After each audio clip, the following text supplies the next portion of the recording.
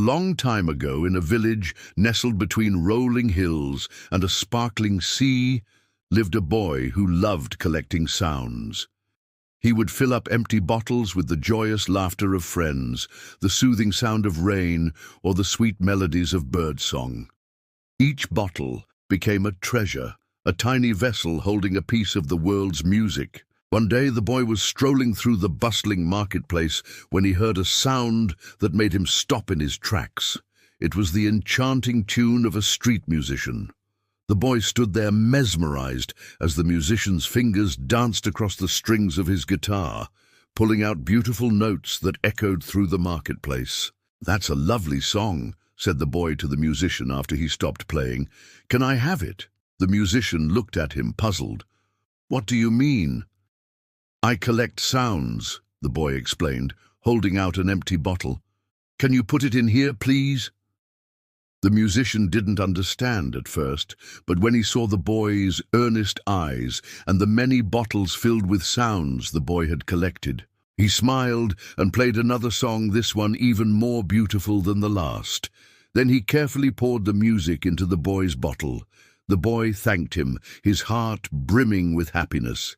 He skipped home, eager to add the new sound to his collection. But as he reached for the bottle filled with the musician's song, he accidentally knocked over another bottle, and with a sickening crack, it shattered on the ground. The boy froze, horrified. He bent down to pick up the pieces, his hands shaking.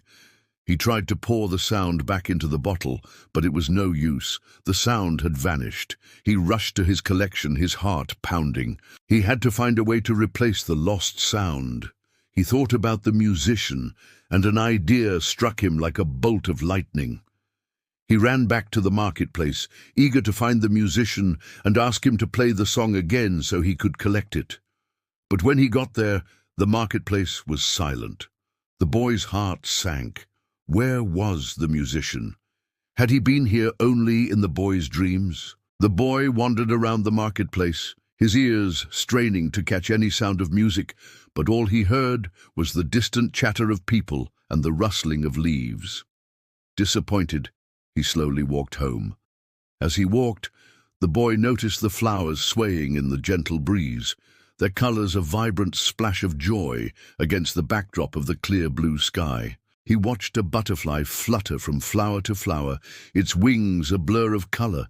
For the first time, he truly appreciated the beauty that surrounded him. When he got home, he looked at his collection of sound bottles, now seeming more like a burden than a treasure. He carried them to his room, his steps heavy. He wanted to smash the bottles, to let the sounds escape and be free, but he couldn't bring himself to do it. Suddenly, he felt a tap on his shoulder. He turned around, startled, and saw an old woman standing behind him. "Who are you?" he asked. "I'm nobody," she said with a smile. "Just a passerby who couldn't help but notice your beautiful collection." She gestured towards the bottles. "They must hold very precious memories for you," she added softly. The boy shook his head. "Not anymore. I've lost one of them and I can't replace it." He poured out his tale of woe, explaining how he'd lost the sound of the musician's song.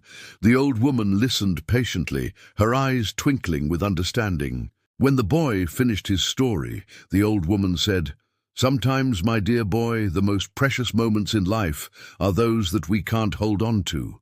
Just like the sound you've lost, some moments are meant to be fleeting, to be treasured in our memories, not held in our hands." The boy pondered her words. Was she right? Could he still find happiness without the sound? The old woman placed a hand on his shoulder. "Why don't you go outside for a while? Let the wind whisper its stories to you. Maybe it can help." The boy nodded, grateful for her kind words. As he stepped outside, he took a deep breath, savoring the fresh air. He closed his eyes and listened.